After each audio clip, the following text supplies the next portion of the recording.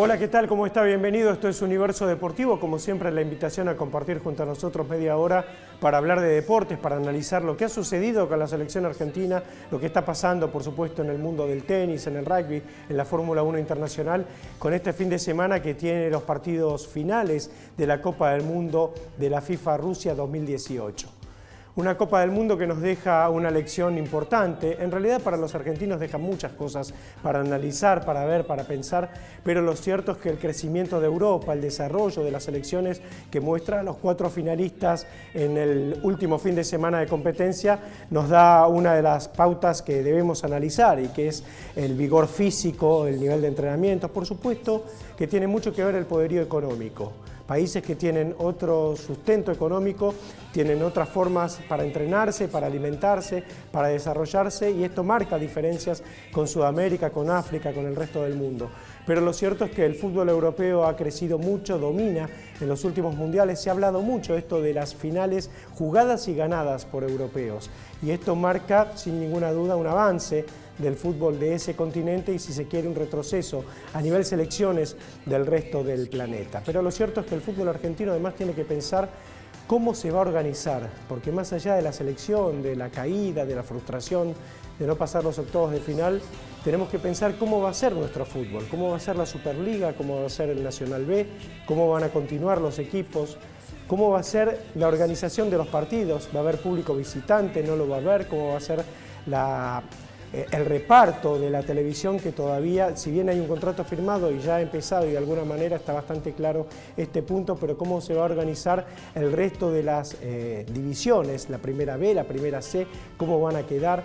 Pareciera que hay una intención de un crecimiento grande de la Superliga, pero no sabemos qué va a pasar con las categorías de ascenso, y esto marca sin ninguna duda lo que tiene que ser el futuro del fútbol argentino, porque además de las inferiores, muchas veces son las categorías de ascenso las que nutren a la primera división, a la ahora llamada Superliga.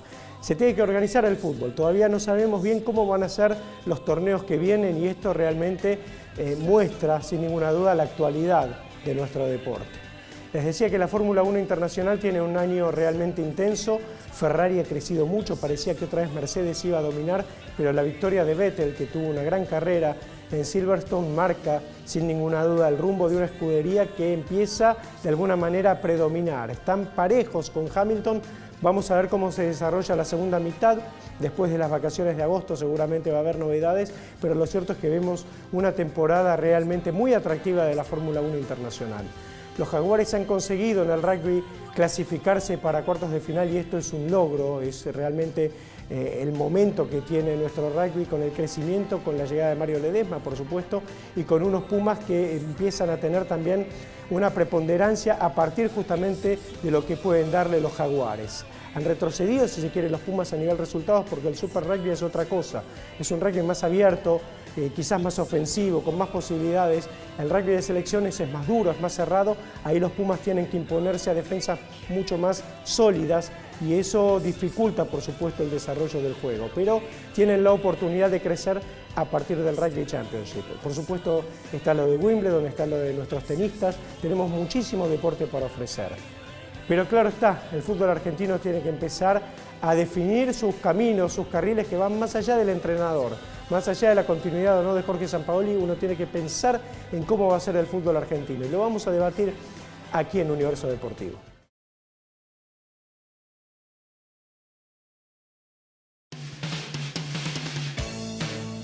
Las siguientes empresas auspician este programa: ADE, Asociación Dirigentes de Empresa.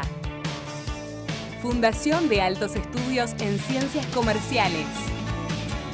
UCES, la excelencia, un compromiso. Produces, Centro de Producción Integral Multimedia, Radio y Televisión. Para sus cursos de extensión universitaria, informes e inscripción al teléfono 4815-3290, interno 554 o 556.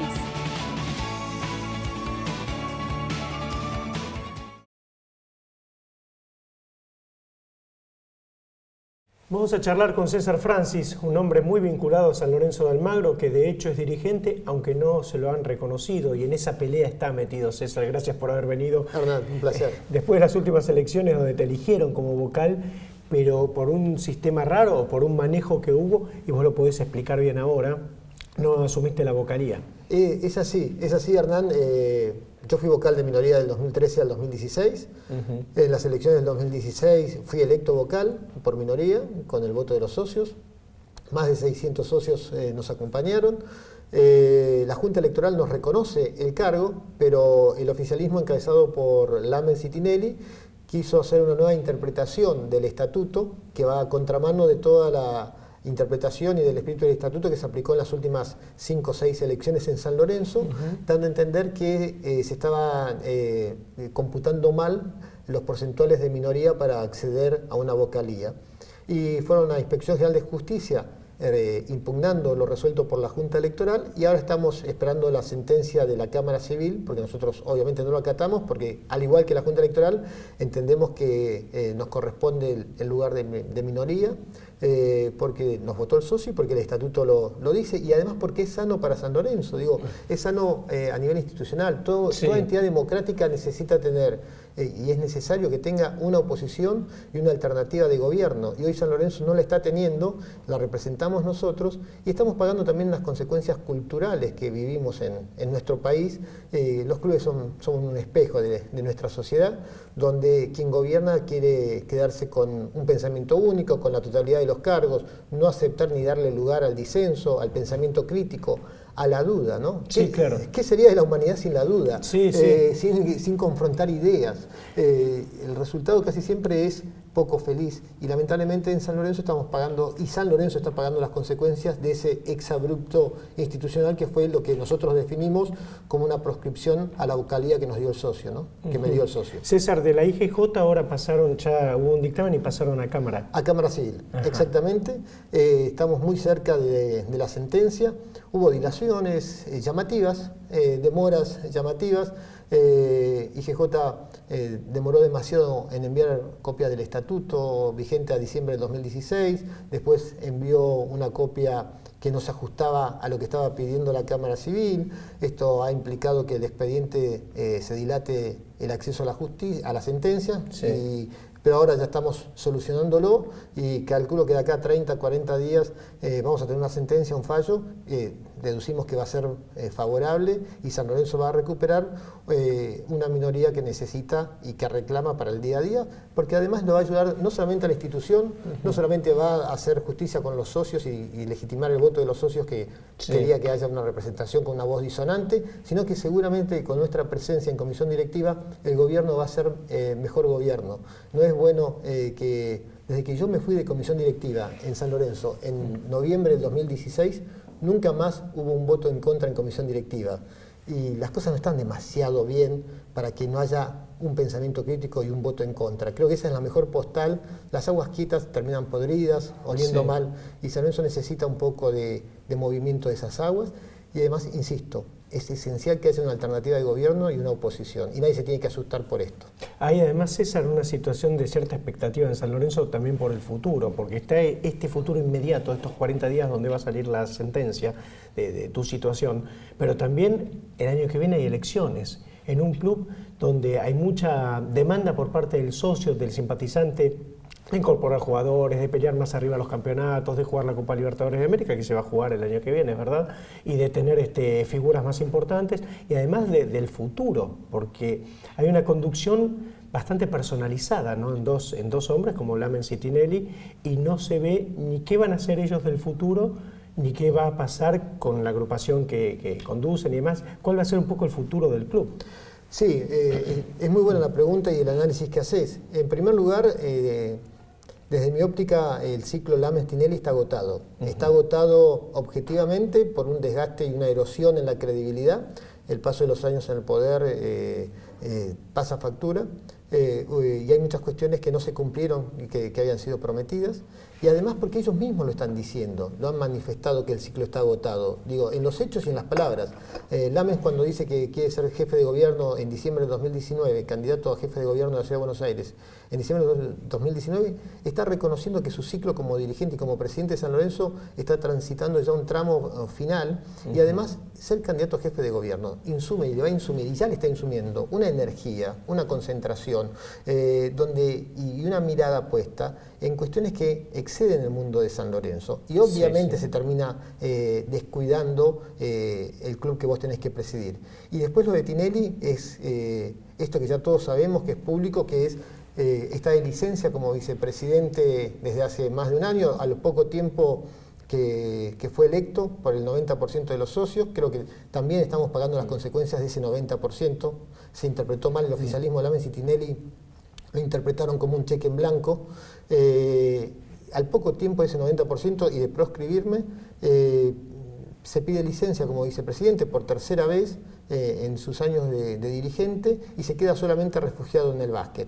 Esto demuestra, además de un acto desde mi punto de vista absolutamente irresponsable, porque un club de las características de San Lorenzo y con la importancia que tiene el fútbol y todas las disciplinas deportivas y sociales que se lleva adelante, que tu vicepresidente primero diga que solamente se va a dedicar a un deporte, al básquet, creo que ninguno de los que lo votó en ese 90% lo votó solamente para que sea el director del departamento de básquet. Sí, eso me parece, César, que también está vinculado a que ha habido un distanciamiento entre los dos, o por lo menos es lo que se manifiesta, ¿no? Que ya no es tan cercana quizás la relación, y bueno, por eso se produce en esta separación el acercamiento de Tinelli solo al básquet y vos seguís con el fútbol y el resto de los deportes, ¿no? Me parece que si ese distanciamiento es como muchos percibimos e interpretamos, que además los hechos lo han demostrado desde hace más de un año y medio, ya ese distanciamiento, tiene que pesar la adultez, la seriedad dirigencial, el compromiso con el asociado,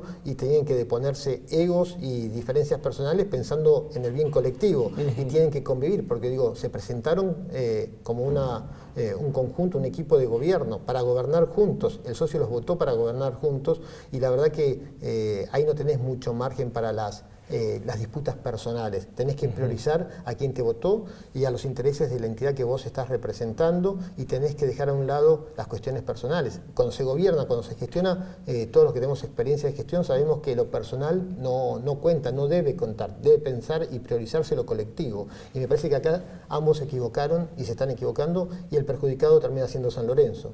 César, yo tengo que decir un poco en defensa de la gestión, este rol de abogado del diablo, pero que si bien no fue clara la aparición, el surgimiento, la salida de Abdo, alguna vez la historia va a escribir un poco qué sucedió en esos meses con la salida de la interrupción de la gestión de Abdo y la presidencia.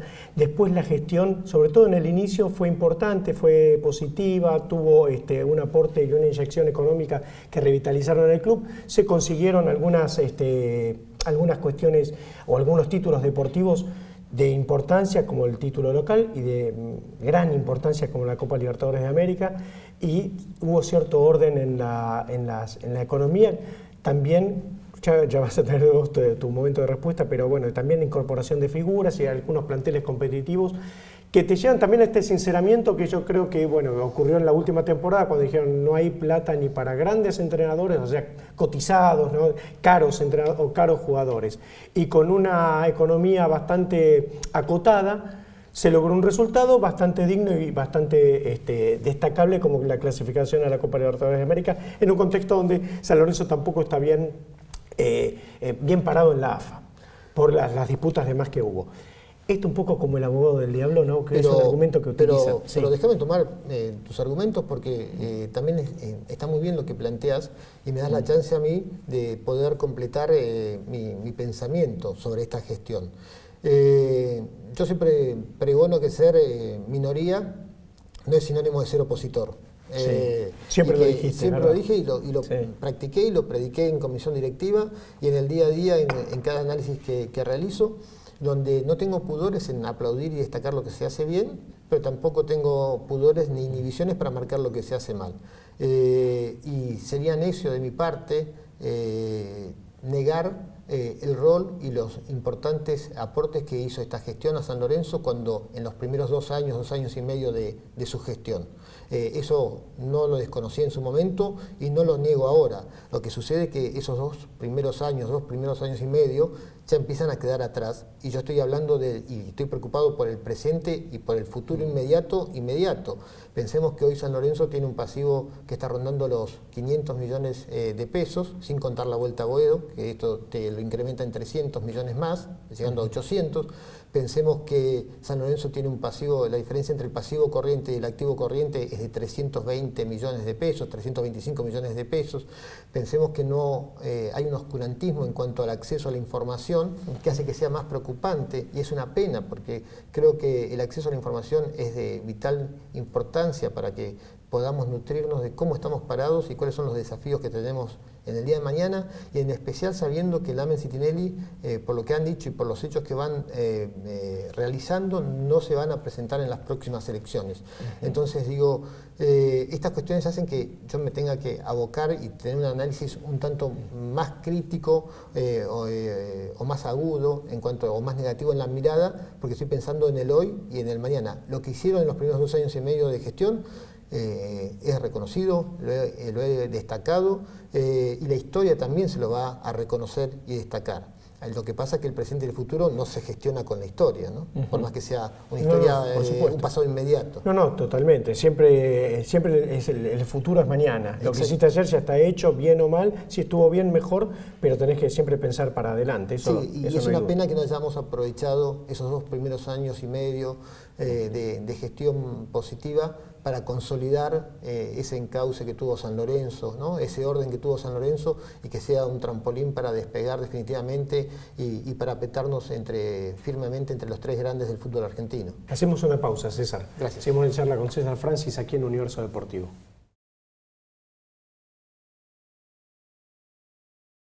Diplomatura en Gestión Deportiva. uces.edu.ar/posgrado. Centro de Informes. Paraguay 1338, primer piso, Ciudad de Buenos Aires. Teléfono 4814-9200. Posgrados@uces.edu.ar. Ediciones WH. Obras y novelas contemporáneas. Edición y comercialización integral. Consultas a nardoseditorial@gmail.com.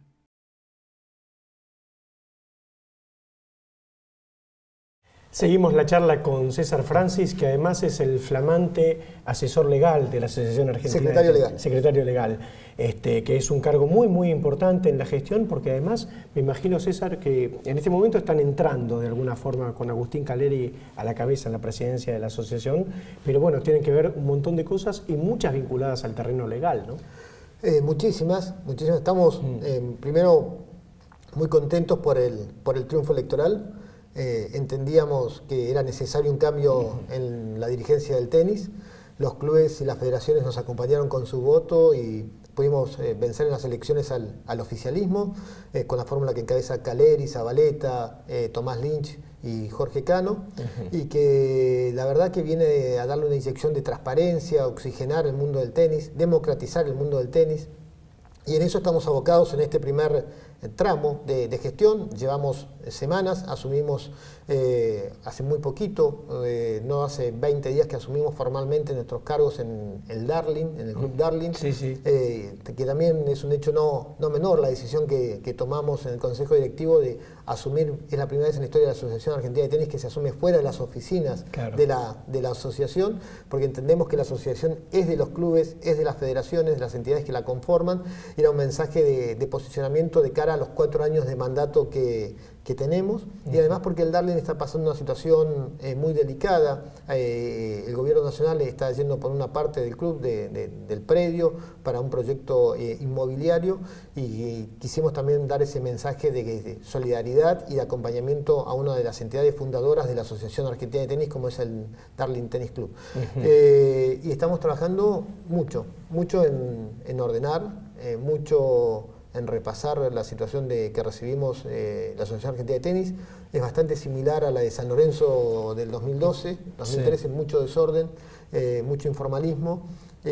Ahora estamos por definir quiénes van a ser los auditores, que hagan un exhaustivo informe y análisis de cómo se gestionó y en qué estado recibimos la Asociación Argentina de Tenis para con seriedad y rigurosidad técnica poder contarle a los asociados cuál es el exacto estado en el que está y que recibimos la Asociación Argentina de Tenis, ¿no?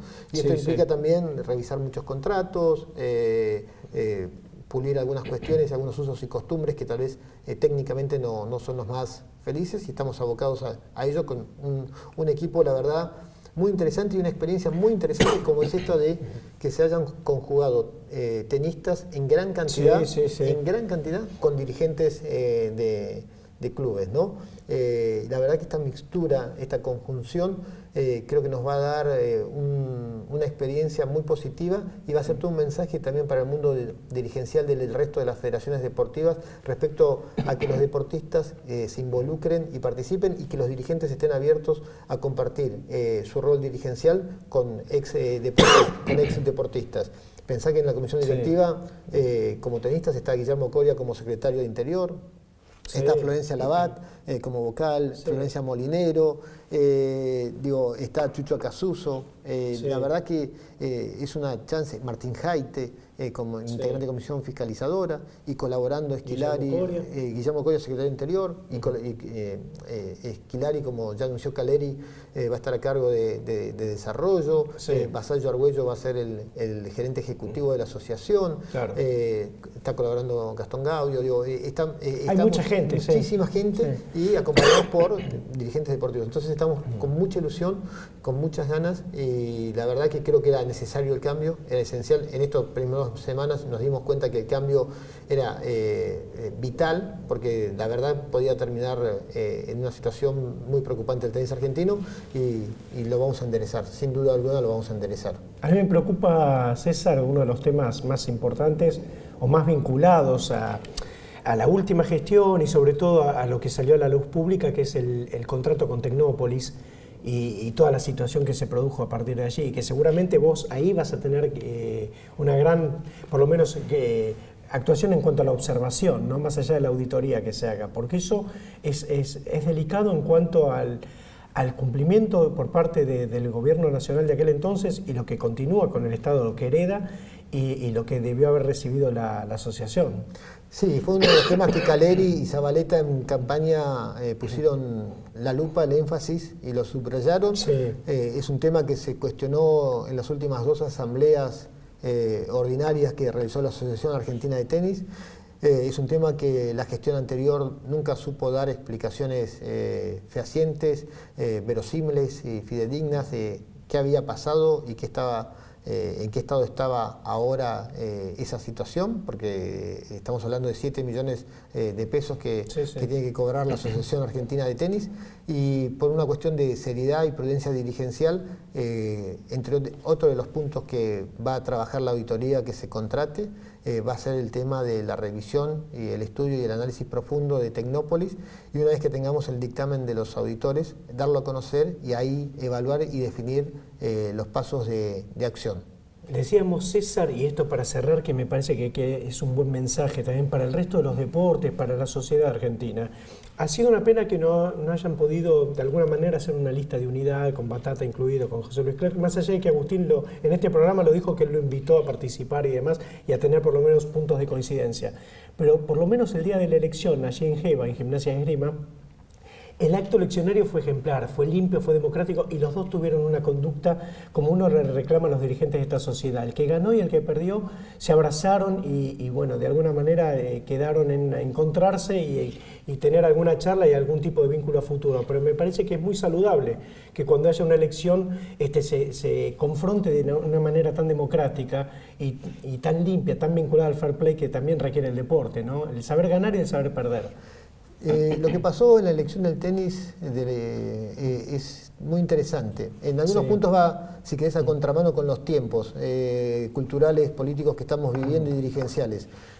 Hubo corrección en todo el acto eleccionario, hubo respeto en todo el acto eleccionario, hubo reconocimiento de una derrota y de un ganador, hubo un apretón de manos, hubo un posar juntos, hubo un deseo de suerte para la gestión y que me parece que en estos tiempos no es poca, no es poca cosa. Y además votó el 95% del padrón, que esto rompe las estadísticas de participación no solamente de las entidades deportivas, sino también como sociedad, nacionales, provinciales o municipales. Y esto también es un mensaje de que cuando uno involucra a la gente y lo hace sentir que está en juego su destino, el dirigente o la gente que conforma quienes tienen que elegir quién los va a gobernar, se involucra, participa, pide reuniones, quiere interiorizarse, como pasó. Nosotros visitamos todos los clubes, todas las federaciones, nos preguntaban, nos requerían qué proyectos teníamos y después definían su voto. Y por eso el 95% de participación, que es un dato singular y para festejar. Gracias, César. A vos, a vos. César Francis en Universo Deportivo, que cierra de esta manera.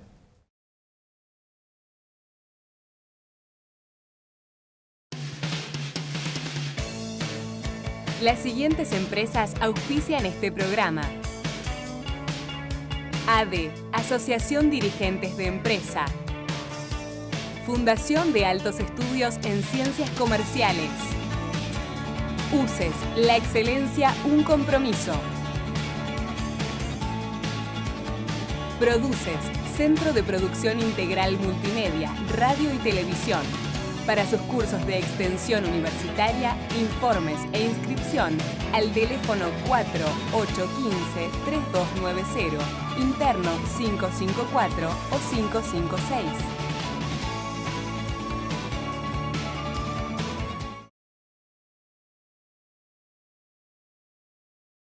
Muy bien, así llegamos al final de Universo Deportivo. En la próxima edición vamos a hablar seguramente de Lucas Matisse, la pelea frente a Manny Pacquiao, también de la Fórmula 1. Yo he comentado algo al principio que tiene que ver con esta paridad entre las dos escuderías. Se mete Red Bull en la discusión, Haas ha crecido, pero seguramente después de agosto va a haber novedades en la Fórmula 1 internacional. Y por qué no, hay muchos que sueñan con la llegada de la categoría a la Argentina, otra vez el Gran Premio de Buenos Aires entre nosotros.